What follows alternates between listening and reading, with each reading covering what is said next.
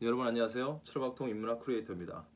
논어 20편으로 이루어져 있습니다. 7편에 도달했는데 7편 제목은 첫 구절을 따와서 술이입니다. 수리편은 공자님의 학문적 태도와 덕성, 그리고 이상에 관련된 내용들이 들어있고 유명한 구절들이 꽤 들어 있습니다. 37절로 이루어져 있고 편명은 첫 구절을 땄다고 말씀드렸었습니다. 1절 낭독하겠습니다. 공자께서 말씀하셨다. 옛것을 배워 전하기는 하되 창작하지는 않으며 옛것을 믿고 좋아하니 속으로 나를 노팽에게 비기는 바이다. 공자께서 말씀하셨다. 묵묵히 새겨두고 배움에 실증내지 않으며 남을 가르치는데 지치지 않는 것 같은 일이 나에게 무슨 문제가 있겠는가. 3절입니다. 공자께서 말씀하셨습니다. 덕을 닦지 못하는 것과 배움을 익히지 못하는 것과 의로움을 듣고도 옮아가지 못하는 것과 선하지 못한 것을 고치지 못하는 것이 바로 나의 걱정이다.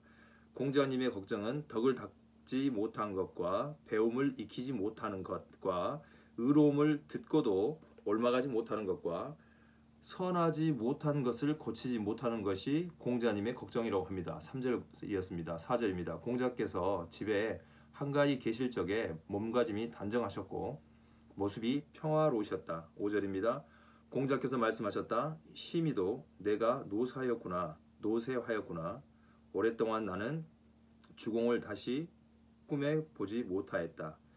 6절 공자께서 말씀하셨다. 도의 뜻을 두고 덕을 지키고 어짐에 의지하고 예에 논의러야 한다. 다시 한번요. 6절인데 도의 뜻을 두고 덕을 지키고 어짐에 의지하고 예에 논의려야 한다. 도덕인 예 이렇게 됐네요. 7절입니다. 공자께서 말씀하셨다. 속수의 예물 이상을 갖춘 사람이면 나는 일찍이 가르치지 않은 적이 없다. 8절 공자께서 말씀하셨다. 말분하지 않으면 깨우쳐 주지 않고 답답해하지 않으면 일러주지 않으며 한 모퉁이를 들어 보였을 때 나머지 세 모퉁이에 대해서도 안다는 반응을 보이지 않으면 거듭 가르치지는 않는다. 9절입니다. 공자께서는 상당한 사람 곁에서 식사하실 적에는 배 부르도록 드신 일이 없었다. 공자께서 곡을 하시는 날에는 노래를 부르지 않으셨다. 10절입니다. 공자께서 안현에게 말씀하셨다. 써주면 일을 하고 버리면 숨어 지내는 것은 오직 나와 너만이 그럴듯이 있을 거다. 자로가 이어주었다. 선생님께서 대군을 지휘하신다면 누구와 함께 하시겠습니까? 공자께서 말씀하셨다. 맨 주먹으로 범을 잡고 맨 몸으로 강을 건너면서 죽어도 누이침이 없는 자라면 함께하지 않겠다. 반드시 이를 앞에 두고는 두려워하며 잘 계획하여 이를 성취시키는 사람이어야만 하겠다. 그렇군요. 11절입니다. 공자께서 말씀하셨다. 부유한 것이 만약 추구할 만한 일이라면 비록 채찍을 드는 천한 일이라도 나는 그걸 위해 하겠다. 만약 추구할 게 못 되는 것이라면 내가 좋아하는 길을 따르겠다. 내가 좋아하는 길을 따르겠다. 만약 추구할 게 못 되는 것이라면 내가 좋아하는 길을 따르겠다. 12절 공자께서 신중히 하시는 것은 재계와 전쟁과 질병이다. 13절 공자께서 제 나라에서 소라는 음악을 들으시고 석 달 동안 고기 맛을 잊으시고는 음악 연주가 이런 경지에 이를 줄은 몰랐다 하시었다. 14절입니다. 염류가 물었다. 선생님께서는 위나라 임금을 위하여 일하실까요? 자공이 대답하셨다. 그래요. 내가 이어주어 보지요. 안으로 들어가 이어주었다. 백이와 수레는 어떤 사람입니까? 옛날에 현명한 사람이지. 그들은 원망을 했을까요? 어짐을 추구하며 어짐을 얻는 데는 또 무얼 원망하겠느냐. 나와서 말하였다. 선생님은 위나라 임금을 위해 일하지 않으실 거요. 15절입니다. 공자께서 말씀하셨다. 거친 밥을 먹고 물을 마시며 팔을 굽혀 베개 삼고 있어도 즐거움은 그 가운데 있다. 의롭지 않으면서도 부귀해지는 것은 내게는 뜬 구름과 같다. 뜬 구름과 같다고 합니다. 16절 공자께서 말씀하셨다. 내가 몇 년만 더 보태져 50살까지 역경을 공부한다면 큰 허물이 없게 될 것이다. 역경을 공부한다면요. 17절 공자께서 늘 말씀하신 것은 시경, 서경과 예를 지키는 일로서 모두 늘 말씀하셨다. 18절입니다. 석봉이 자로에게 공자에 대하여 물었으나 자로는 대답하지 않았다. 뒤에 공자께서 말씀하셨다. 너는 왜 이렇게 말하지 않았는가? 그 사람 됨은 발분을 하면 밥 먹는 것도 있고 즐거움으로 걱정을 잊으며 늙음이 닥쳐오고 있다는 것조차도 알지 못하는 거라고. 19절입니다. 공자께서 말씀하셨다. 나는 나면서부터 안 사람이 아니라 옛 것을 좋아하여 힘써 알기를 추구한 사람이다.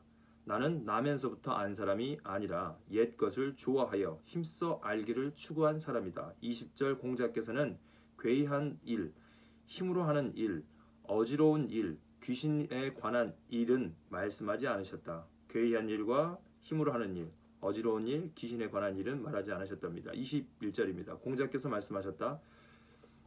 세 사람이 길을 가게 되면 반드시 내 스승이 그 중에 있다.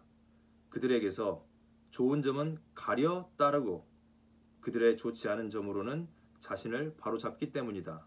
세 사람이 길을 가게 되면 반드시 내 스승이 그 중에 있다.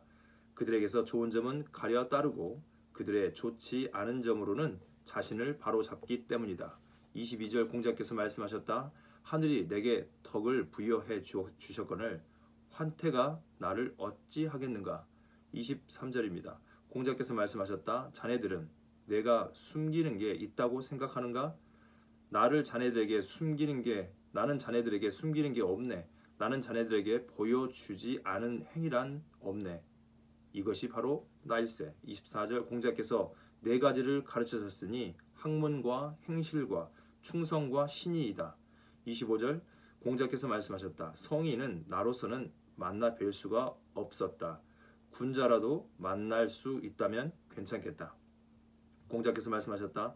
착한 사람은 나로서는 만나볼 수가 없었다. 마음이 한결같은 사람이라도 만날 수 있다면 괜찮겠다.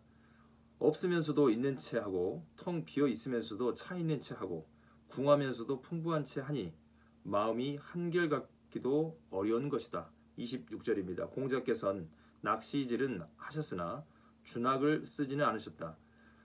주사를 쓰기는 하셨으나 깃든 새를 쏘지는 않으셨다. 27절입니다. 공자께서 말씀하셨다. 대체로 알지 못하면서 창작을 하는 사람이 있으나 나는 그런 일이 없다. 많이 듣고 그중 훌륭한 것을 가려 따르고 많이 보고서 그것들을 기억해 두는 것은 아는 것에 버금가는 일이다. 28 호양 사람들은 함께 얘기하기가 어려운 상대였는데 그곳 아이가 공자를 찾아 배웠다. 제자들이 당황하자 공자께서 말씀하셨다. 누구든지 찾아오는 사람을 상대해 준다고 해서 그가 물러나서 하는 짓까지도 찬동하는 것은 아니다. 어찌 심하게 거절하겠느냐. 사람이 자기를 깨끗이 하고 찾아와 만나려 한다면 그의 깨끗함을 받아주는 것이지 그의 지난 날까지 보증하는 것은 아니다. 29절입니다. 공자께서 말씀하셨다. 어질은 멀리 있는 것일까? 내가 어질게 되고 자 하면 곧 어짐이 찾아온다.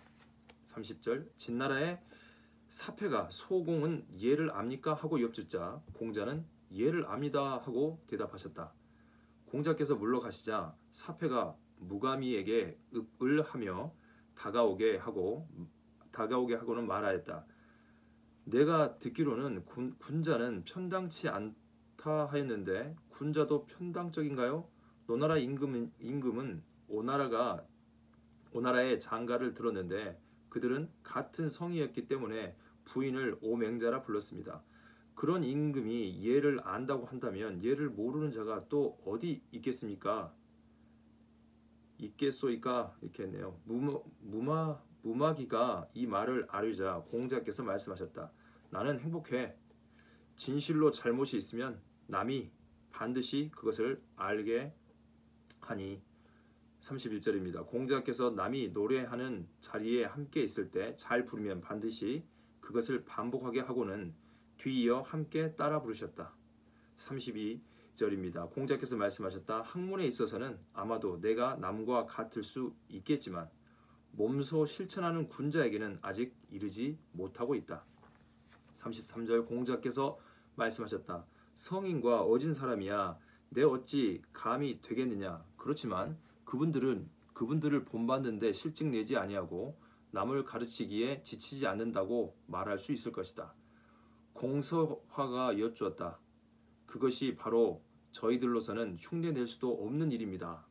34절입니다. 공자께서 심한 병이 나서 자로가 기도 드릴 것을 제의하였다. 공자께서 물으셨다. 그런 선례가 있느냐? 자로가 여쭈었다. 있습니다. 뇌문에 당신을 위하여 하늘과 땅의 신에게 비노니 하였습니다. 공자께서 말씀하셨다. 내가 그런 기도를 드려온 지는 오래되었다. 35절 공자께서 말씀하셨다. 사치스러우면 공손치 않게 되고 검약하면 고루해지는데 공손치 않는 것보다는 차라리 고려한 것이 낫다. 36절입니다. 공자께서 말씀하셨다. 군자는 마음이 평탄하고 너그러우며 소인은 늘 근심하고 두려워한다. 마지막 37절입니다. 공자께서는 온화하면서도 엄하시고 위엄 있으시면서도 사납지 않으시고 공경스러우면서도 편안하셨다. 이렇게 수리편을 37절로 구성된 수리편을 7번째 수리편을 낭독해봤습니다. 시청해주셔서 감사합니다. 철박통 인문학 크리에이터였습니다.